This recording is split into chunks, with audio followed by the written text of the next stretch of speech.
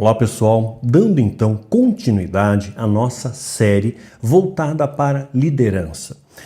Se nós conseguirmos resgatar valores de Cristo, que se perderam dentro de muitas lideranças, se uma liderança entender que ele aprendeu errado ou ela aprendeu errado e houver arrependimento genuíno, uma mudança de atitude, o fruto do arrependimento, e essa pessoa passar a ousar ensinar a verdade, nós vamos ter um efeito multiplicador fantástico. Eu estou ministrando um curso para líderes, pelo Zoom, claro, grátis, não tem custo, colocamos 50 pessoas ali, 50 líderes, e a primeira aula foi fantástica. A segunda aula, que era para durar 1 hora, durou 2 horas e meia, Tão gostoso que estava o assunto, Então, está fluindo muito bem. Abrimos um grupo de WhatsApp para eles, então eles estão se comunicando sem barreiras, sem paredes, só tem pontes,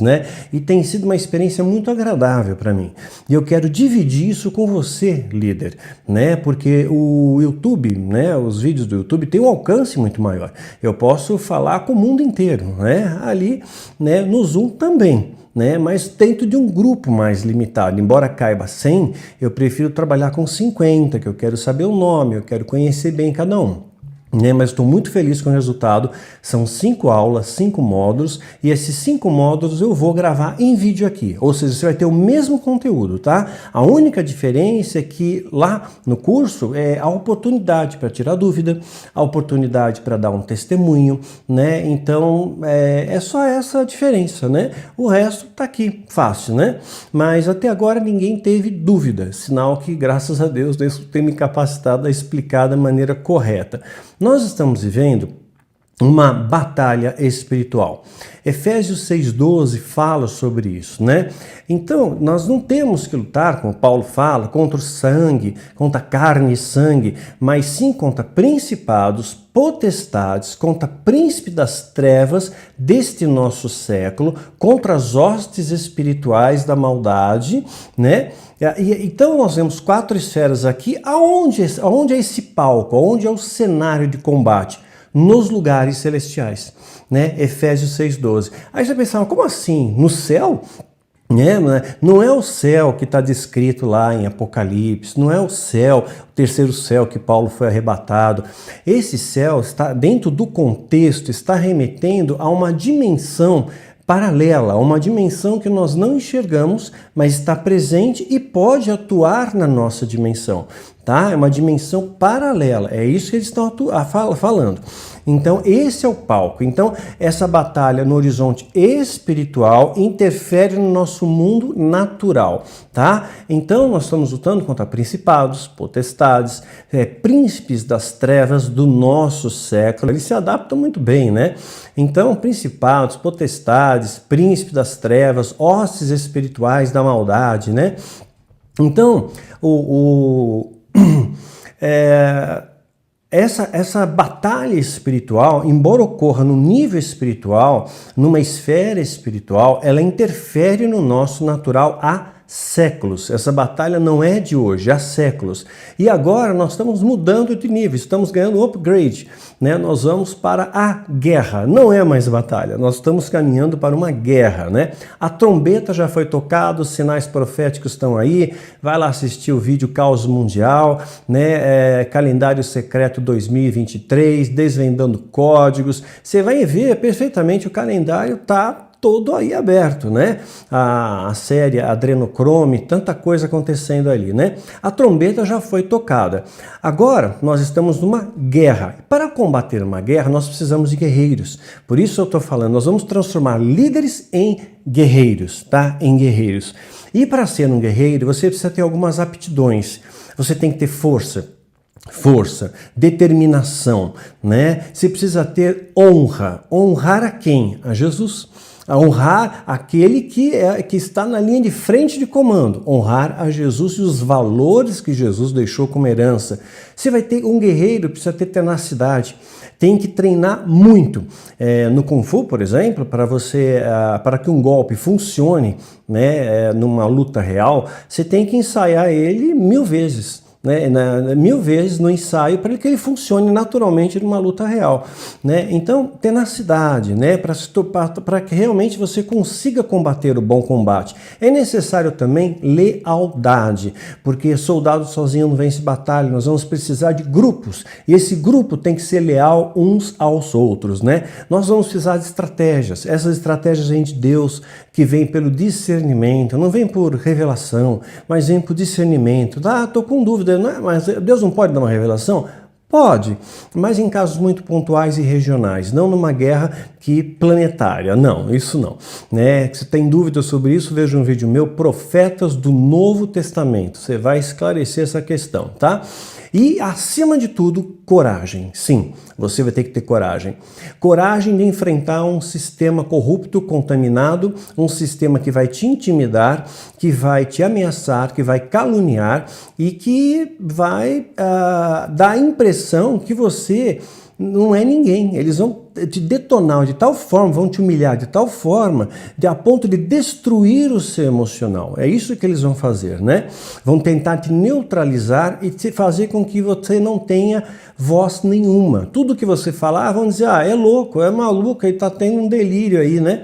Então, como dizia Sun Tzu, é importante você conhecer o seu adversário, né? E também conhecer a si mesmo, conhecer as suas limitações. Eu não estou forte o suficiente, eu não estou preparado ainda, então se prepara, tá? Se prepara que o bicho vai apertar. E também você tem que acreditar no propósito da luta, no propósito do combate. Qual é o propósito? Resgatar a verdade que se perdeu. Hoje no mundo aculturado pela mentira, né? A mentira tem prevalecido em nosso meio, por isso que o amor tem se esfriado, né? O adversário, o nosso adversário, é um ser muito inteligente. Ele enganou a terça parte dos anjos, né? Ele é o mestre do engano. Uma de suas principais estratégias, como vocês sabem, é a mentira. Mentira, né? Mas só que a mentira vem numa embalagem bonita, vem com um cheiro gostoso, é como a maçã. Lembra o fruto proibido? Eu usei lá, a analogia ficou maçã, né? Então, mostrou o fruto para Eva, olha que cheiroso, olha que bonito, olha como brilha. Quer dizer, chamou atenção pela beleza, pelo cheiro, né? Aquilo se torna atrativo. Então ele vai apresentar para você uma mentira dentro de uma embalagem muito bonita, perfumada, que vai chamar a sua atenção. Né? E que ela vai ter essa mentira, quando ele está te oferecendo, ela tem toda uma aparência de verdade, tá? Mas ela é mentira, ela está camuflada de verdade, porém é mentira, né? Somente um especialista poderia discernir. Vamos transformar especialista por alguém que tenha discernimento, discernimento fruto de conhecimento. O que eu quero dizer com isso? Um doleiro, que é especialista em dólar, você vai lá no dólar e vai vender, sei lá, $100, né? E tá tudo em nota de 20, por exemplo. Aí você coloca uma nota de 20 falsa no meio, né? Ele vai pegar, ele vai descobrir na mão, ele sabe, essa nota é falsa, porque ele é um especialista. Então, nós precisamos de pessoas especialistas, pessoas com discernimento, que apontem a direção correta ao povo, né? Que diga norte, sul, hora de recuar, hora de avançar, porque senão o povo fica perdido, e o povo está perdido, né? E quanto mais pessoas nós salvarmos, mais pessoas vão subir conosco, né? Inclusive você, líder. Eu espero que você aprenda a lição que hoje Deus está te ensinando, usando humildemente a minha vida. Permeiam entre nós 3 tipos de doutrinas que são plantadas, são anunciadas nos altares. Existe a doutrina de demônio, né? A doutrina humana que o homem criou, né? E existe a doutrina pura, verdadeira de Cristo. Essa sim é a poderosa. É nessa que nós queremos resgatar, essa que nós queremos trazer à frente, né? E ela é a verdade. A verdade é amarga, porque a verdade te confronta, a verdade ela gera conflitos, a verdade pode gerar um dilema no seu coração, mas eu quero que você assuma com coragem de um guerreiro, de ir pender para o lado da verdade, né? Então, tem doutrinas que são claras, que são doutrinas humanas, né? Por exemplo, se a gente pega o caso do catolicismo, né? Durante 300 anos a igreja evangélica viveu muito bem, né? Viveu dentro de uma estrutura muito bem organizada, né? Paulo foi fundando as comunidades, tal, foi crescendo. Mas Constantino, ao tornar o cristianismo a religião oficial do Império Romano, gerando então a Igreja Católica Apostólica Romana, ele absorveu um monte de doutrinas, que são doutrinas humanas, não são do diabo, são humanas. Então veio o terço bizantino, batismo infantil, mártires, relíquias, indulgências, uma série de coisas que nós vemos, foi criado por ser humano, né? Já as doutrinas do diabo, doutrinas diabólicas, essas são mais difíceis de você perceber, né? Lembra que na Idade Média era costume, acho que eu falei isso em algum vídeo, você pegar uma catapulta, colocava uma vaca contaminada e catapultava a vaca por cima da fortaleza para contaminar o povo, para ter vírus ali, para ter um vírus, para ter uma contaminação. Então o diabo ele vai procurar contaminar a igreja. Uma igreja contaminada é uma igreja doente. Uma igreja doente não oferece resistência. Isso serve tanto para o individual quanto para o coletivo. Se ele conseguir contaminar o coração de um pastor, por exemplo, ele vai buscar uma fraqueza, que nem um leão.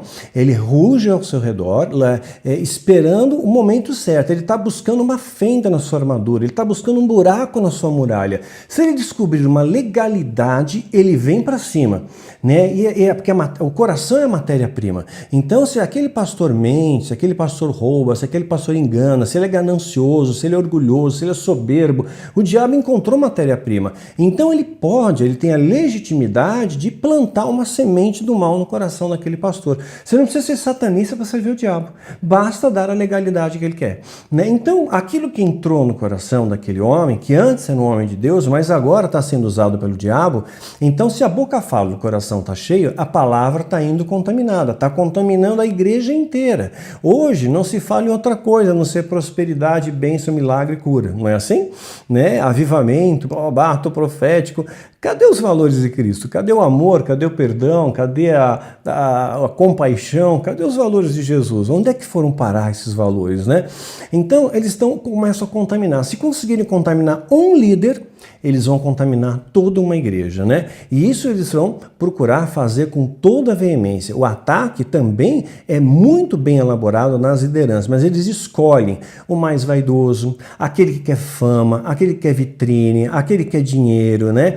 Então ele deixa aquela pessoa doente, está infectada, como se fosse uma arma química espiritual, mais ou menos isso, né? Então, a pessoa doente, né, pode ser o pastor ou a igreja, que já recebeu a contaminação, né, porque esse vírus é altamente letal, porque ele é muito mais contagioso do que você imagina, né? Ele se espalha muito rápido pela igreja e se torna uma espécie de pandemia espiritual espalhando nas nossas igrejas, né? Então, as pessoas doentes, elas têm alguns sintomas, elas têm a visão turva, elas não conseguem enxergar a realidade, né? Ela se perde facilmente no labirinto que o diabo cria. Ela perde o seu discernimento, perde o seu senso de direção, perde os seus valores, perde as suas condutas, né? Então, é hora dos líderes saírem de suas armaduras, sim, porque tem muito líder que põe a armadura, né, e se mostra feliz, inabalável, nada me acontece, porque Deus é comigo, eu não tenho doença, eu não tenho problema financeiro, eu não tenho problema familiar, eu não tenho problema nenhum. Claro que tem, todo ser humano tem. Se você se colocar de super-homem, como falamos no outro vídeo, né, você vai cair, porque o diabo vai encontrar um monte de legalidade ali, né? Então, líderes, vamos sair da armadura, vamos mostrar as nossas fraquezas, vamos mostrar que nós sangramos sim, que nós choramos sim, que nós caímos sim, mas e não existe, claro, soldado. Você conhece algum soldado, algum guerreiro sem cicatriz? Não tem. Todo guerreiro tem uma cicatriz de combate, né? Então é importante, vamos sair da armadura, vamos tirar as máscaras, né? Essas máscaras de felicidade, sabe? Aquela máscara que está sorrindo, né? E você por dentro está chorando. Tira a máscara e mostra que você está chorando. Mostra o que está acontecendo com você. Partilha, diga, eu sou humano, né? Moisés chegou a pedir a morte no desespero. Elias também. O mesmo acontece com Paulo, né? Então, entra um momento de desespero muito grande que às vezes o líder não suporta. E ele precisa expor isso, porque expondo isso ele vai expor que ele é humano. E que se ele como humano, se José conseguiu, se Moisés conseguiu, se Davi conseguiu, se Paulo conseguiu, você consegue. Porque você é de carne e osso, igual eles, igual a mim, né? Então é importante expor a ferida. Se você não expõe a ferida, ela nunca pode ser curada. Ela nunca vai cicatrizar, né? Então não é errado você expor a sua humanidade. Nós somos humanos e como humanos nós temos nossas falhas, nossos defeitos, nossos medos, nossas imperfeições e dependemos da graça de Deus, da misericórdia de Deus todos os dias. Isso se renova a cada manhã, né? Então, muitos líderes que foram contaminados e igrejas, né, foram contaminadas, perderam sua fé. Não tem mais aquela fé. Eles vão na igreja porque eles querem a prosperidade, porque eles querem a cura, querem a bênção, querem a unção. Eles não estão na igreja porque eles querem louvar a Deus, porque eles amam a Deus. Não, a motivação está errada e Deus vê o coração. Não esqueça disso, Deus vê o coração. No dia do juízo, isso vai ser apresentado diante de você, né? Então, às vezes eu vejo líderes colocando sobre o povo metas inatingíveis, né? Ah, você tem que dar até o mês tal tantos R$1.000, né?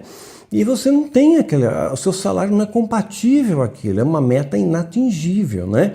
E eles colocam, e são orientados pelos líderes majoritários, não tenha medo de falar de dinheiro, vai lá e fala, espreme o povo, diga que eles têm que dizimar, que eles têm que ofertar, e coloca lá que põe Malaquias no meio, que vai ter maldição sobre eles, eles vão sofrer mais, que eles têm que dar, não tem dinheiro, vende o anel, vende o carro, faz um empréstimo, vende a casa, vende o terreno, mas dá para a igreja. É isso que acontece, né? Você, líder, que faz parte de um grande conglomerado, um grande ministério, e você está tomando conta de uma das igrejas, uma espécie de franquia, né? Você sabe que é. Você sabe que você é cobrado, você tem uma meta para ser atingida, e se não bater a meta, você vai ser extremamente humilhado na reunião de líderes, né? Vai acabar com o seu emocional lá nessa reunião.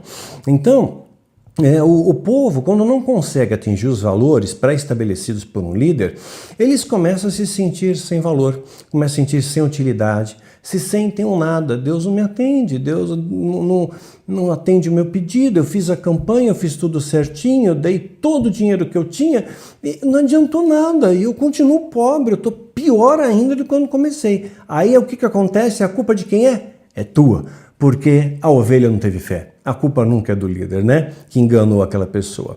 E muitas vezes, ovelhas eu conheço que vão fazer de tudo para chamar a atenção de Deus, né? E eles vão sim vender tudo que eles têm, inclusive vão se privar de tomarem remédios que eles precisam tomar, remédios seja para depressão, seja para pressão, seja para glicemia, diabetes, seja por que for. Muitas vezes ele deixa de comprar esses remédios para dar para a igreja, deixa de pagar o aluguel para dar para a igreja, sabe? Deixa de muitas vezes dar leite para o filho, de comprar um leite para o filho para dar para a igreja. Que absurdo é esse, gente, sabe? É Deus, família, ministério. Se você colocar o ministério acima da família, acabou a tua casa, acabou a tua família, né? Como já falamos em outro vídeo, né? Então as pessoas vendem tudo.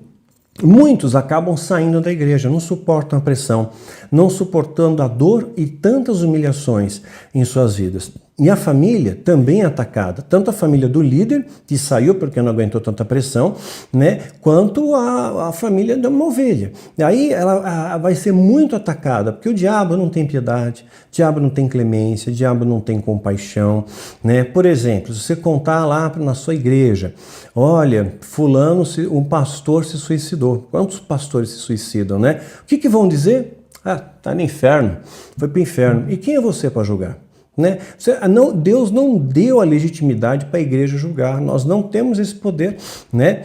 O único pecado sem perdão em toda a extensão da Bíblia, leia com atenção, você tem que conhecer a Bíblia, viu? Se você não conhece, você cai num calabouço.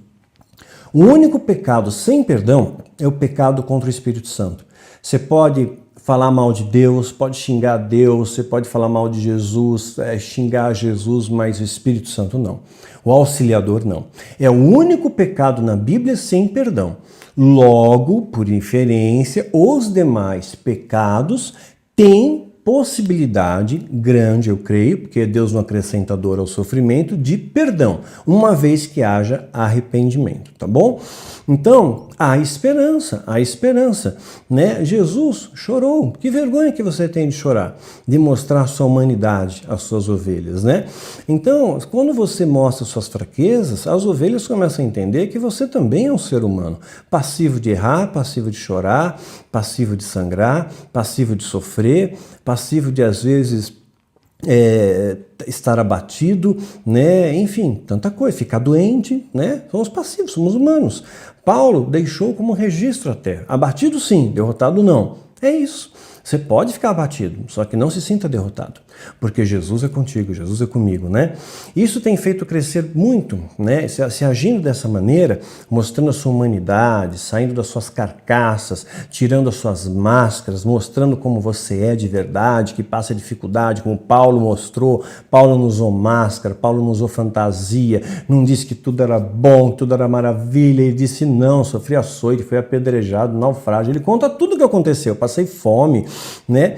E ele deixa abatido, eu fico sim, mas derrotado não. E isso só faz crescer a admiração do povo por você. Vão ver que você é um ser humano exatamente como eles, que depende do Espírito Santo como todo mundo, né? E que chora, que sangra, que sente dor, igual a todo mundo, que passa privações, que atrasa a conta às vezes quando não tem dinheiro. Então, pensa bem, se José conseguiu, um ser humano como eu, como você, se Moisés e Paulo conseguiram, né, você também pode conseguir, eu também posso, né? Então, não é vergonha você mostrar suas cicatrizes, porque todo soldado de verdade tem cicatrizes. Não é vergonha você mostrar suas cicatrizes, contar o que você já passou, que você já vivenciou, as humilhações que você já passou, inclusive dentro da igreja, porque te mandaram fazer coisas que você sabia que era errado, mas você fazia de medo para não perder o emprego, porque às vezes as pessoas acham que chamado é emprego, chamado é chamado, emprego é outra coisa, tá? Ser líder é chamado, não é emprego. Então mostra suas dores, mostra sua humanidade. Se você não expor a ferida, o médico não pode drenar o abscesso, não pode cuidar, né? Então um servo de Deus, né, seja líder ou ovelha, ele vai passar por lutas, vai passar por dificuldades, sem dúvida, né? Só que e o líder nunca pode colocar um peso além sobre as ovelhas, né? Eu vejo um constrangimento muito grande, lista de devedores do dízimo, quando não tem de devedores, faz o contrário, lista dos pagadores do dízimo. Você vai lá ver, pô, fulano então não pagou. Quer dizer, que constrangimento é esse? Que estratégia é essa? Isso é coisa do diabo, gente. Constrangimento nas pessoas, isso é coisa diabólica, não vem de Deus, não. Então quem está lá no altar tem a aparência de pastor, mas está falando coisas diabólicas. É o diabo ali representado, tá? Mas na aparência de pastor. É um lobo em pele de ovelha, né? Então não precisa ser satanista para ser usado pelo diabo, não, né? Ele pode apenas dar a legalidade. Então, eles não ponha peso na comunidade, na igreja, um peso constante. Você não foi curado porque você não tem fé, você não prospera porque você não tem fé, porque você não deu o dízimo, porque você não entrou na campanha, né? Não ponha esse medo constante, porque às vezes a pessoa não tem dinheiro mesmo, a pessoa teve imprevisto, ela gastou aquele dinheiro, ela precisou, o filho ficou doente, o carro quebrou, perdeu o emprego, tanta coisa pode ter acontecido, né? O cano estourou, teve que chamar encanador, né? Então, tire de você, líder, estou falando para líder agora, tire essa inclinação de ensinar mentiras para o povo só por obter ganho. Eu sei, você é cobrado, você é muito cobrado, quem está por trás de você te cobra, né? O maioral lá te cobra, e muitas vezes no desespero você faz qualquer coisa, você vende a porcaria ungida, você faz aliança com político, você põe político no altar, você recebe propina, suborno, olha, não negocia a sua fé. E se você é um pastor auxiliar, um diácono, é alguém do louvor, da intercessão de uma igreja, e você sabe, tem ciência que o seu pastor está roubando, está mentindo, está enganando, às vezes até está saindo com alguém do louvor, está saindo com alguém da igreja, sendo casado, né, adulterando, né, e você tem ciência disso, olha, não compactue com isso, porque você se torna cúmplice. Se você sabe algo errado e permanece, você é cúmplice. Deus vai cobrar de você. caia fora. É como a Apocalipse diz, sai fora dela, povo meu, caia fora, né? Não seja cúmplice dessas ações, né? Então, como é que você vai se libertar dessa teia que você acabou se envolvendo, líder, né? Porque você tem meta para bater e aí você cometeu um erro leva a outro, de repente você está cheio de erros, cheio de mentiras, conta uma mentira para tapar outra mentira, de repente virou uma bagunça e você não sabe como sair disso, né? Não sabe como sair. O tratamento, ele é doloroso. Vou ser muito sincero com vocês. O tratamento, a cura para esse veneno, a cura para você sair dessa teia, a cura para você sair dessa prisão, né? Que muitas vezes você mesmo se colocou, né? E o tratamento, eu te garanto, dói. O tratamento é doloroso, né? O tratamento ele é muito conflitante, ele lhe trará grandes desafios, ele te confrontará, né? E ele será extremamente amargo, né? Mas, por outro lado, vai tornar você muito querido por Deus, muito amado por Deus, os anjos vão te cercar, você vai ter a paz que transcende o entendimento, você vai ter autoridade espiritual legítima e verdadeira, e só que você vai ser odiado e perseguido pelos falsos profetas. Eles vão falar mal de você no canal de televisão, na rádio, onde eles têm audiência, no YouTube, onde quer que seja. Eles vão te detonar, vão fazer você parecer a pior das pessoas. Mas permaneça no seu discurso, na sua oratória. Não para aí, né? Então nós, líderes, estamos aqui para acolher, né? Eu também estou aqui para acolher você, meu irmão. Se você tomar a decisão certa, eu vou estar do teu lado para te acolher. Se você tomar a decisão errada, o problema é seu. Eu estou te alertando. Se você tomar a decisão certa, você pode ter certeza que você vai ter um parceiro nessa trincheira, né? Nós somos uma família em Cristo, sem placas. Como está sendo o grupo lá de pastores que eu estou treinando, sem placa nenhuma, sabe? Cada um de uma igreja diferente, mas lá não tem placa. Só tem pontes. Todos oram uns pelos outros. A coisa tão linda, tão bonita, sabe? Eu dei uma aula, eu entrei no calcanhar de Aquiles da igreja e eles aceitaram, né? Entenderam e vão mudar a ação e pediram estratégias para isso e receberam, né? Então eu espero também que você aceite, né, a verdade, viva a verdade, ensine a verdade e receba as estratégias que eu vou te passar, né? E se você assim fizer, você vai agradar a Deus e você não vai estar sozinho. Eu vou estar do seu lado e muitos pastores que pregam a verdade, né, verdadeira, legítima, né, e não manipulam o povo, vão estar ao seu lado também, né? Vamos derrubar os muros e construir mais pontes. O que acontece? Muitos pastores têm medo de perder o dinheiro, né? De repente, se ele fala, olha, gente, não tem mais dízimo. Eu sei que eu já falei disso, mas eu estou falando mais especificamente agora. Não tem mais dízimo, ninguém vai dar nada. Eu passei por isso, eu cometi esse erro. Durante 2 anos, na base, né, eu aluguei um flat lá em Santana, quem acompanha o ministério sabe, durante 2 anos eu dei murro em ponta de faca, né? O aluguel era R$400 e a gente não arrecadava, chegava a arrecadar 300, 350, eu sempre tinha que pôr do meu bolso, né? Eu pagava o estacionamento, pagava pedágio, gasolina e voltava muitas vezes negativo, né? Sem dinheiro, mas eu queria fazer aquilo por amor. Só que as ofertas, quando você fala por amor, ninguém sabe o que é amor, porque o povo não tem referência de amor, não tem referência, não sabe o que é amor, não sabe, né? E eu vou dar estratégias para vocês, né? Porque o que nos une mesmo é o amor que é a liga que nos une. Então, eu não tenho ódio, raiva de você, eu não tenho nada contra nenhum líder, nenhuma liderança, eu tenho amor por todos e eu oro por todos, oro para que se convertam, né? De verdade, até aqueles que se transformaram em profissionais da fé.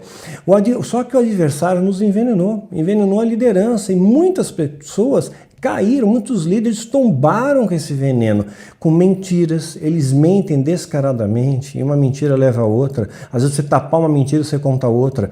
Inveja entrou no coração dos pastores, inveja, soberba, ganância, muitas divisões. Lembra que Jesus falou? Casa dividida não prevalece, né?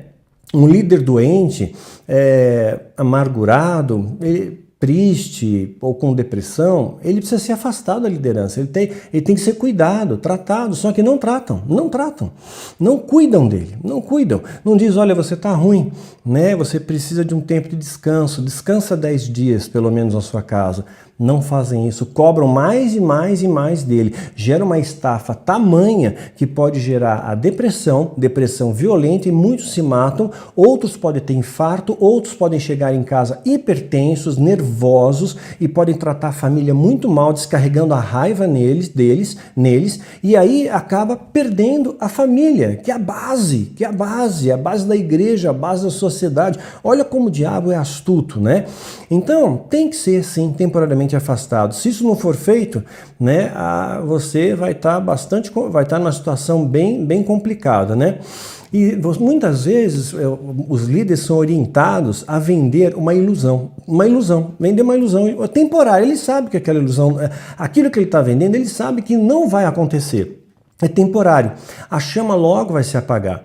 Muitas vezes, atingindo o nosso cérebro de tal forma, existem técnicas, tá, de neurolinguística, hipnose, tudo, que muitos líderes sabem, né, e usam disso nos altares e deixa literalmente as pessoas cegas. Você vê, mas não enxerga, você ouve, mas você não escuta, né? Os valores passam a ser invertidos. A mentira passa a ser verdade. E a verdade passa a ser mentira. Como o ministro de propaganda de Hitler dizia, né, o Goebbels, ele acabou dizendo, essa frase é dele, inclusive, a mentira contada várias vezes torna-se verdade, né? Então, isso acaba não se limitando, isso prejudica a ovelha e prejudica o líder. E agora, de líder para líder, também prejudica, porque você, se foi ensinado errado, você transmite errado. E assim você vai passando uma sucessão errada, uma estratégia bem elaborada do diabo, um veneno espiritual, uma doutrina de demônio, né? E aí você perde o discernimento, né? Perde o discernimento do que está nas escrituras, você acredita naquilo, porque às vezes você tem medo, presta atenção, vê se eu não estou mentindo, você tem medo, não tem, de enfrentar certas autoridades, né? Você chega diante de alguém que se diz pai apóstolo rei, né, líder não sei do que, presidente não sei da onde, né, o pastor ali, o pastor auxiliar, ele fica até tremendo, né, eu não posso ir contra o ungido do Senhor, ele fica com medo, né. Não tenha medo, ele é ser humano como você, como eu. Jesus enfrentou os fariseus, que era a classe eclesiástica majoritária naquele tempo. Eles eram os doutores da lei, os guardiões da lei. Jesus bateu. Então você acaba sendo meio que programado para jamais discordar. Você é programado. Existe um programa e é montado isso, tá? O diabo arquiteta muito bem. Ele pega alguns líderes que ele sabe que são mais susceptíveis a isso, ele treina, né? Sutilmente o satanista infiltrado treina e depois eles são programados para jamais ousar discordar. Não importa quem dê a ordem. Aquele deu uma ordem absurda para você. Você cumpre. Você cumpre, o mais absurdo que seja. Então você inverte os valores. A mentira vira verdade, a verdade vira mentira. E aí, logo, nos altares estão ensinando o quê? Doutrina de demônios. Muitas vezes, especialmente nos grandes ministérios, mais uma vez eu repito, com raras e honrosas exceções, né? Existem até mesmo cristãos que fazem pacto com o diabo. Sim, pacto com o diabo. Pacto é diferente de aliança. Aliança é algo perene, né? E vai toda aquela doutrina que eu já coloquei em Filho do Fogo. O pacto é para um propósito só. Digamos, você quer dinheiro e quer fama e quer poder. Aí você faz um pacto. Durante quanto tempo você quer dinheiro, fama e poder? Eu quero por 3 anos. Então, ok, vou fazer um pacto. É feito um pacto, é feito um ritualzinho, evidentemente eu não vou entrar no mérito, né? E aí, durante 3 anos, qual é a sua obrigação? Você vai receber dinheiro, fama e poder, mas você vai ter a obrigação de dar algo em troca. Né? Desde, se você estiver gestante, talvez um filho, né? Ou então, se você, por exemplo, tem uma banda, né? Muito famosa, gospel, né? Você vai ter que dar algo em troca. Então, o que você tem que fazer? Coloca alguma coisa subliminar nas suas músicas. Você tem que pôr. Faz um palco que pareça mais um altar ao diabo do que a Deus. Coloca um pentagrama na capa do seu ceder, né? Faz um pacto. Aí a pessoa faz o pacto. E quanta gente entrou, e vocês sabem, muitos cristãos entraram, muitas bandas entraram num festival da Globo, e a Globo tem altares lá, tem gente satanista nos altos escalões, tem altares satânicos, tem salas ali dentro somente para isso, para rituais. E aí entraram num festival, um tal de Festival Promessas, não é? Aí assinou o contrato, ganhou o que queria, dinheiro, fama, poder. Aí depois passou o tempo do contrato, contrato encerrado, acabam com você, nunca mais vão ouvir falar daquela pessoa. Aquela pessoa desaparece do mapa, não tem mais visibilidade, não tem mais o mesmo sucesso que tinha antes, perde tudo e perde inclusive a autoestima, né? Passa a ser mais caluniado ou caluniada, né? Essa pessoa passa a ter uma série de problemas, inclusive mentais. Então, uma série de coisas vão acontecer depois, tá? Então tem cristãos sim que fazem pacto com o diabo, né? Então eles vão ter que fazer alguma coisa em troca. Essas pessoas também podem passar por situações muito vexatórias que o diabo as colocará. Elas vão ter pesadelos, vão passar de repente a ouvir vozes, ver sombras, vão passar um período de terror. E elas vão perceber que a oração delas, dele ou dela, não tem, eu falo delas como pessoas, as pessoas, tá? As orações delas não têm mais poder, porque ela alugou a alma dela para o diabo, então ela perdeu a autoridade. E o diabo vai te aterrorizar por um bom tempo ainda, né? Outros casos, eles podem implantar doenças, né? Depois de um tempo cessa, né? Mas tem um período que vai ter a colheita aí. Então, o diabo ofereceu a mesma coisa para Jesus. Ofereceu para Jesus dinheiro, poder, fama, mesma coisa, continua a mesma coisa, não mudou nada, gente. Aí você vai pensar, bom, para eu escapar dessa cilada, eu preciso ter sabedoria. Salomão tinha sabedoria e caiu, então não é sabedoria. Eu tenho que ser segundo o coração de Deus, tenho que agradar a Deus. Davi era homem segundo o coração de Deus e caiu. Então não é sabedoria. Não é sabedoria, não é ser segundo o coração de Deus. Então, se eu fizer um juramento com Deus, fizer um voto diante de Deus para resistir às forças do mal e a esse veneno, Sansão tinha o voto de Nazireu. Não funcionou, caiu. Se ouvir as palavras de Jesus, olha só o que Jesus diz. Muitos, pois, dos seus discípulos, ouvindo isso, disseram: duro é esse discurso, quem podes ouvir? João 6,58. Olha os que os discípulos fizeram, olha, abandonaram a Jesus aos montes, porque é dura a palavra da verdade. Vai ser dura a palavra que eu vou te dar hoje, e vai ser duro o desafio que eu vou te propor hoje, estribado na Bíblia, tá bom? Então, desde então, muitos dos seus discípulos tornaram-se para trás e já não andavam mais com ele, né? Então ele pega e diz aos 12, vocês também vão me abandonar? E Pedro diz, não, para onde nós iremos? Só tu tem a palavra da vida eterna, né? Então, está em João 6, de 65 a 68. A maioria o deixou, né? A maioria, depois, mais tarde, a maioria vai pedir a morte de Jesus, a morte pela cruz, né? Mesmo ele ensinando amor, paz, perdão, graça, acolhendo, curando, né? Ele vai ser crucificado. Não parece incrível, surreal isso? Né? Então, o que funciona mesmo, eu vou dizer o que funciona contra isso, é vigiar e orar sem cessar. Vigia e ora sem cessar. Seja sóbrio, vigia e ora sem cessar. Líder, vigia e ora sem cessar. Você vigiando sem cessar, se vê alguém te oferecer um suborno, você não aceita. Porque você está preparado para aquilo, você está orando, Senhor, me ajuda. Se alguém vier te dar um tapinha no ombro, olha, eu vou te promover, agora você vai ser apóstolo, né? Vou te promover, vamos subir, fazer um upgrade em você, as pessoas vão te respeitar mais, né? Você vai ser o apóstolo rei, vai ser o pai posto, vai ser o querubim, vai ser o vice-deus, né? Então, você tem que ter a ousadia dos profetas e anunciar a verdade, não aceitar subornos, não se envolver com a mentira, falar a verdade, ser luz. Ser luz nesse mundo tenebroso significa que no mundo aculturado pela mentira, você falar a verdade não pega bem. No mundo escuro, você ser luz não pega bem, né?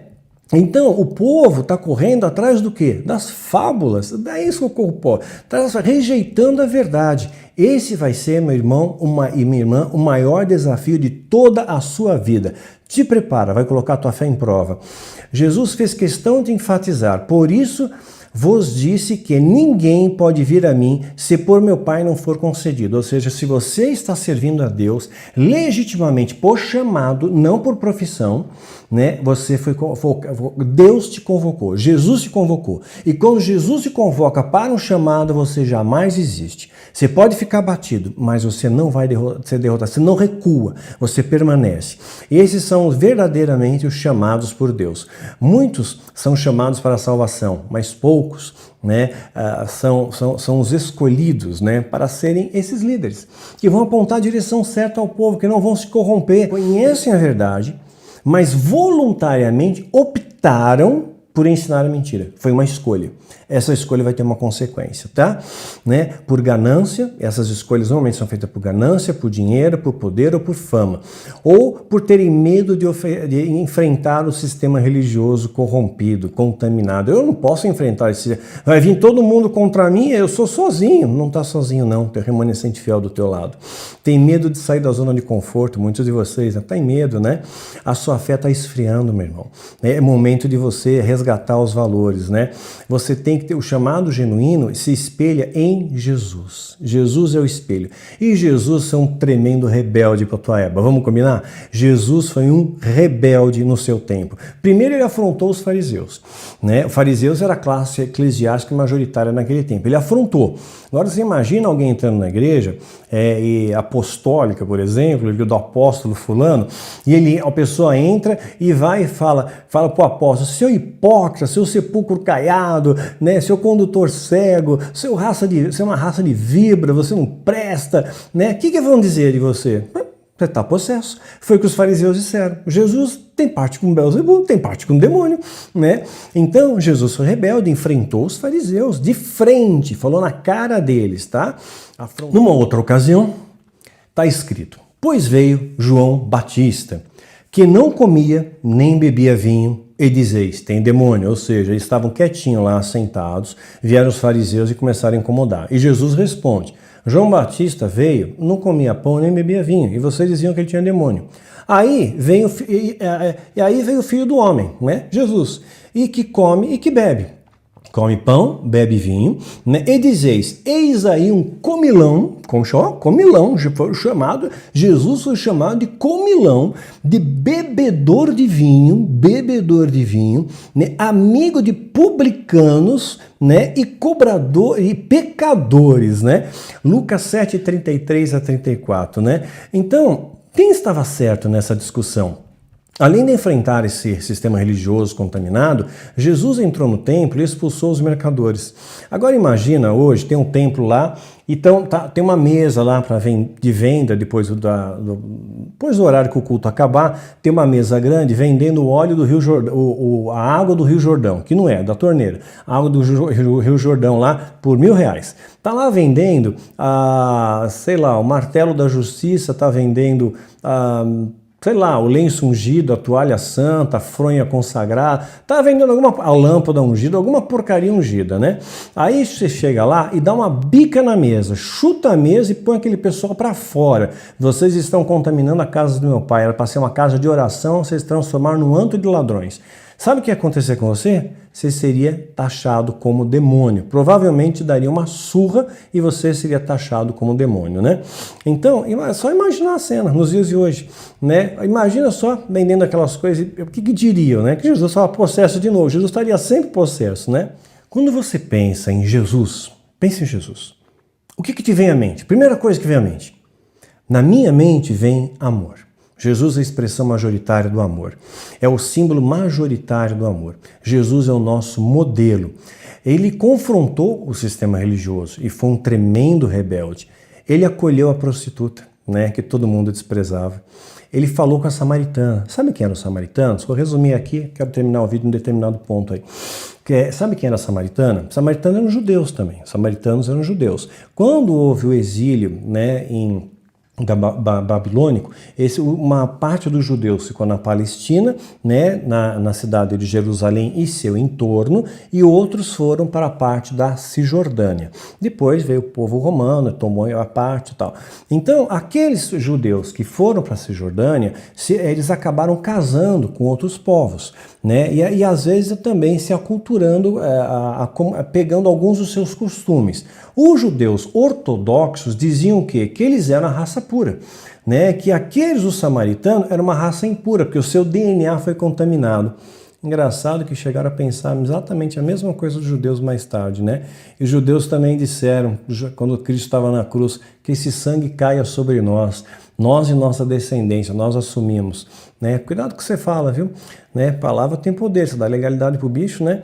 Então, ele acolheu, falou com a samaritana, que ficou até espantada. Agora, na oratória da samaritana, Jesus não fala, olha, samaritana, você precisa me aceitar como seu Senhor e Salvador. Não falou isso, né? Só assim, vai e não peques mais. Eu não te acuso, vai e não peques mais. Pronto. Mais uma vez, Jesus enaltece o samaritano na parábola do bom samaritano. Lembra da história, né? Um cara vai lá, leva um pau, toma uma surra, foi roubado, aí passa um sacerdote, que deveria, sacerdote, né? Um homem de Deus, deveria colher, nem aí. Passou pelo outro lado. Aí em seguida passa um levita, né? Um adorador, passa ali um levita, nem aí. Né? Aí vem o samaritano. O samaritano acolhe aquele homem, cuida das feridas dele, leva uma pousada, paga todas as despesas e fala para cuidar dele, dali. E Jesus, quem fez a vontade do Pai? O samaritano. Né? E em nenhum momento diz, depois o samaritano se converteu ao cristianismo e me aceitou como Senhor e Salvador. Não, não foi isso. Sabe o que Jesus está fazendo? Plantando sementes de amor. Sementes de amor, porque o povo não entendia o que era amor. Ele estava ensinando amor ao povo, né? Tratar todos de forma igual, olhar os rejeitados, estender a mão àqueles que a sociedade repudia, né? Outra questão da história é a parábola do fariseu e do publicano. Os dois sobem ao monte para orar. Vamos lá. Aí o fariseu bate no peito ali, no altar, lá bate no peito e diz, olha, eu dou o dízimo, eu faço, eu aconteço, né? Eu não sou que nem esse samaritano, né? E detona o samaritano e se enaltece. O samaritano lá no fundo só abaixa a cabeça e diz, tem misericórdia de mim. Só isso. Quem desceu justificado? O samaritano. E Jesus também não diz, esse samaritano, depois ele se converteu ao cristianismo e vai herdar os céus. Não falou isso. Né?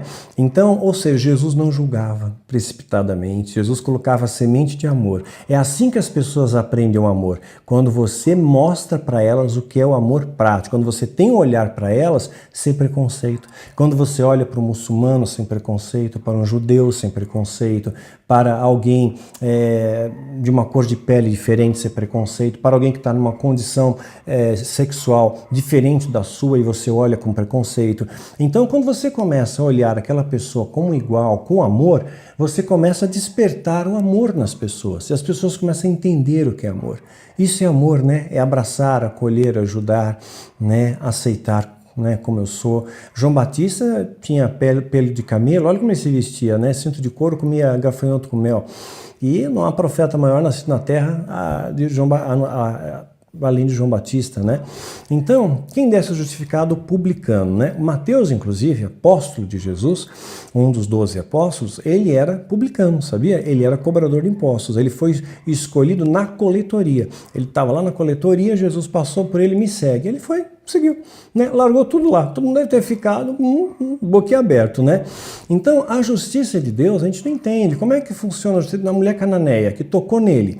E Jesus percebeu, saiu o poder de mim. Aí todo mundo está tocando no Senhor, né? E ele fala, não, saiu o poder de mim. Aí ele vê a mulher toda envergonhada e diz, mulher, tua fé te salvou. Não julgou, não condenou, não sentenciou, nada disso, né? Ele ouviu a voz do cego, que todo mundo mandava calar a boca. Ele escutou a voz do cego. Ele tocou os leprosos, que ninguém tinha coragem de tocar, e curou os leprosos, né? Ele mostra pela parábola do filho pródigo que quando você pode fazer muita besteira e de repente, se houver um arrependimento, você volta e você é muito bem recebido pelo Pai. Há uma festa na casa do Pai, né? Então, o amor sempre vai triunfar diante de um verdadeiro e genuíno arrependimento, né? Jesus defendeu a mulher adúltera. E olha só que situação complicada. Na mulher adúltera, todos tinham pedra nas mãos. Eles tinham a legitimidade, pelas leis mosaicas, de apedrejar aquela mulher.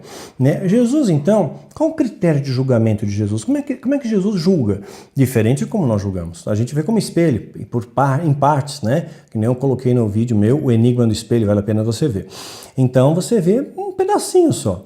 Então, nós não vemos o todo, né? E aí, por esse pequeno pedaço, a gente já julga.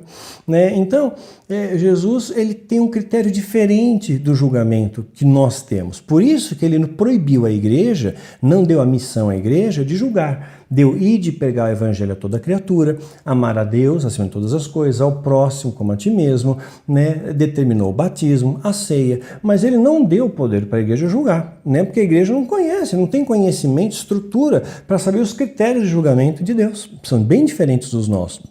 Então, aquela mulher, pela lei mosaica, ela deveria ser apedrejada, sim. Quem estava com a pedra na mão estava amparado pela lei mosaica. Eles poderiam ter apedrejado. Jesus escreve na terra. Inferência que estava escrevendo o pecado dos caras. De repente, ele joga a pedra no chão, né, a começar pelos mais velhos até os mais novos. Todo mundo vai embora, né? E aí fica somente a mulher adúltera ali. Jesus levanta, olho no olho, mesma altura dela, né? E apenas diz para ela: mulher, onde estão teus acusadores? Não tem nenhum aqui. Está em João capítulo 8. Não tem nenhum aqui. E Jesus ainda fala: vá, né? Eu também não te condeno. Olha só, eu não te condeno. Vá e não peques mais. Não falou vá e agora você tem que me seguir, né? Tem que seguir, tem que abraçar o cristianismo, senão você vai para o inferno. Não falou nada disso. Ele lançou uma semente de amor ali. Ele está ensinando o amor na maneira prática. É esse o modelo, né? E nós não entendemos qual foi o critério que Jesus utilizou para salvar o bandido da cruz. Nem sequer foi mencionado nas Escrituras qual foi o crime daquele bandido. Estava lá. Simplesmente ele falou: lembra-te de mim quando entrar no teu reino. E Jesus responde: hoje você vai estar comigo no paraíso. É imediato. Tá, morreu, paraíso. Só que você morre, depois da morte vem o quê? O juízo, frente a frente com Deus, e depois você vai para o local onde Jesus determinar, né? Espero que você vá para o lugar certo, né? Então Jesus não usou nenhum ritual em nenhuma dessas situações, né? Jesus simplesmente aceitou as pessoas como elas eram e amou elas como elas eram, né? Pois ele percebeu arrependimento no olhar daquelas pessoas, né? Semana que vem a gente vai retomar esse tema, tá bom? Transformando líderes em guerreiros. Você vai ser um grande guerreiro. E se você tomar a decisão certa, você pode contar. Eu vou estar do seu lado nessa trincheira de fé, tá bom? Que Deus te abençoe e te guarde. Até o próximo vídeo.